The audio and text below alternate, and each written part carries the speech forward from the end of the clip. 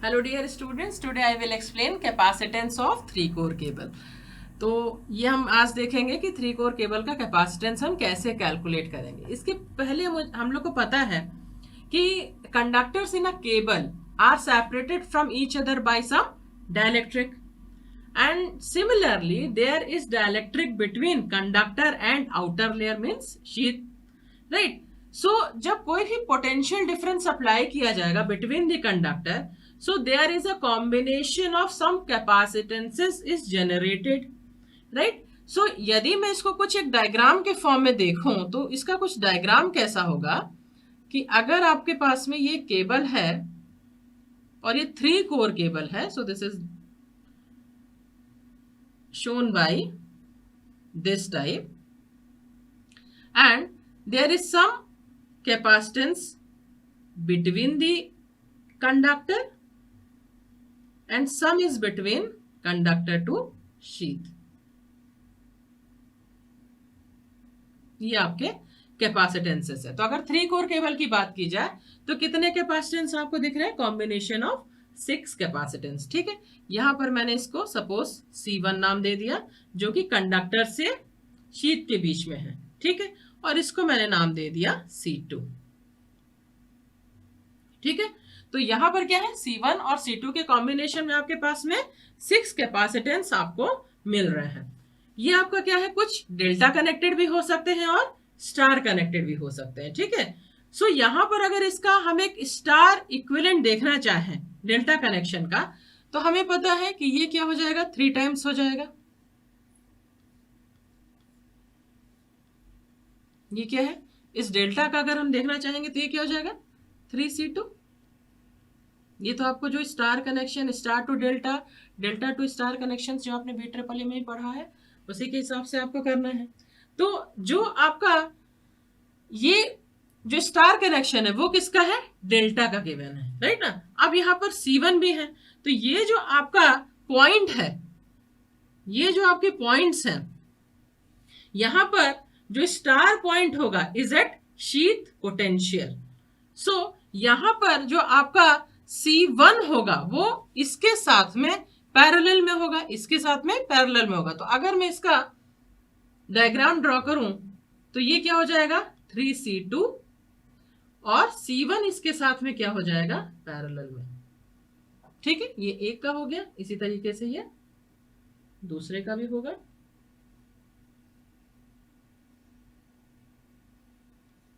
तो आपका यहां पे C1 है और ये 3C2।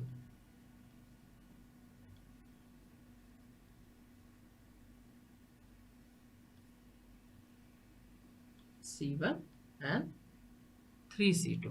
ठीक है, तो अगर मैं इसके कॉम्बिनेशन की बात करूं तो इसकी वैल्यू क्या हो जाएगी? इसका जो कॉम्बिनेशन होगा, इसकी जो वैल्यू होगी वो वैल्यू किसके बराबर हो जाएगी? दोनों के समेशन के बराबर।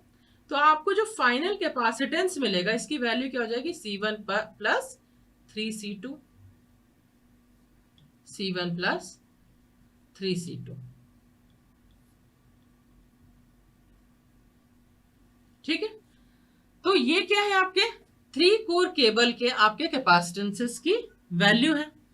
ठीक है, अब हमको मेजर करना है कि हम इस C1 की वैल्यू और इस C2 की वैल्यू को हम कैसे मेजर कर सकते हैं। तो नेक्स्ट स्टेप हमारा क्या होगा? Measurement of C1 and C2। तो यहां पर हम सबसे पहले केस 1 की बात करेंगे। केस 1, ठीक है, केस 1 का सबसे पहले डायग्राम ड्रॉ कर लेते हैं तो इसको समझना आसान हो जाएगा। यहाँ पर आपके 3 कोर है। ठीक है, यहाँ पर ये जो आपका कैपेसिटेंस यहाँ पे कनेक्टेड था उसको एलिमिनेट कर दिया। ये कैपेसिटेंस प्रेजेंट है, ये प्रेजेंट है आपका और ये प्रेजेंट है। ये आपका सपोज कोर 1 है, this is 2 and this is 3। ठीक है ना, 3 कोर यहाँ पर अवेलेबल है और ये आपके कैपेसिटेंस क्या था? C1 था यहाँ पे और ये क्या थे? आपके C2 थे।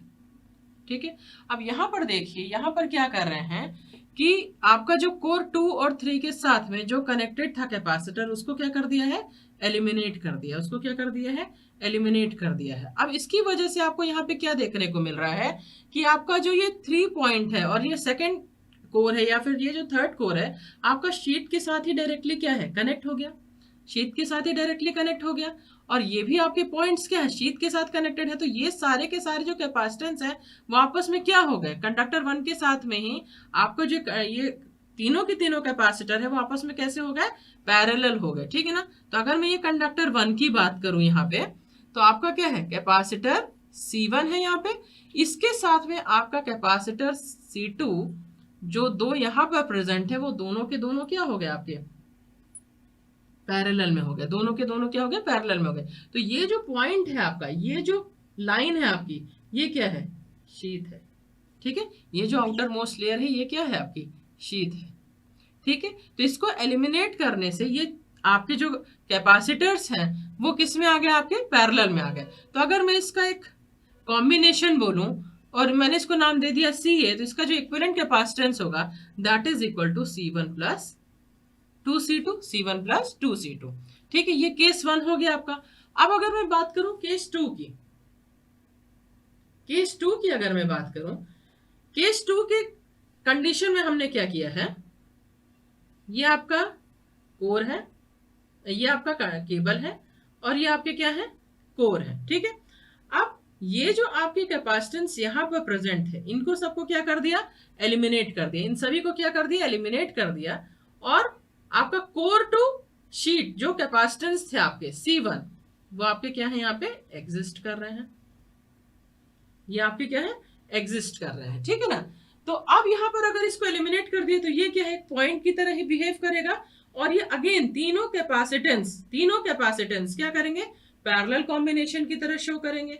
तो अगर मैं इसका पैरेलल कॉम्बिनेशन सपोज CB मैंने इसको डिनोट कर दिया, तो ये किसके बराबर हो जाएगा, 3C1 के बराबर हो जाएगा, ठीक है ना। तो अब यहाँ पर देखिए कि अगर आपको इक्वेशन 1 और इक्वेशन 2 की यदि मैं बात करूं, और यहां पर आप देख रहे हैं CB is equal to 3C1 है, ठीक है। तो यहां से आप अगर C1 की वैल्यू निकालना चाहो, C1, तो हम इसको क्या लिख सकते हैं, CB/3, ठीक है। तो ये आपका कैपेसिटेंस CA क्या हो जाएगा, CB/3 plus 2C2, CB/3 plus 2C2, ठीक है।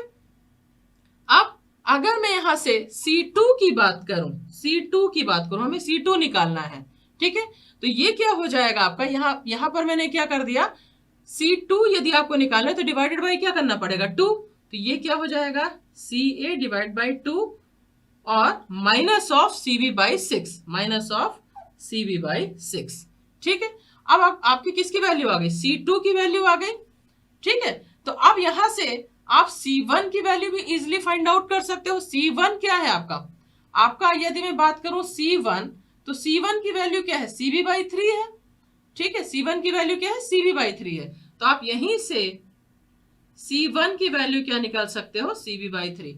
तो अगर आपके पास में अगर इक्विवेलेंट आपको कैपेसिटेंस यदि आप निकाल लो, तो you can easily find out the value of C1 and C2 of the 3 core cable.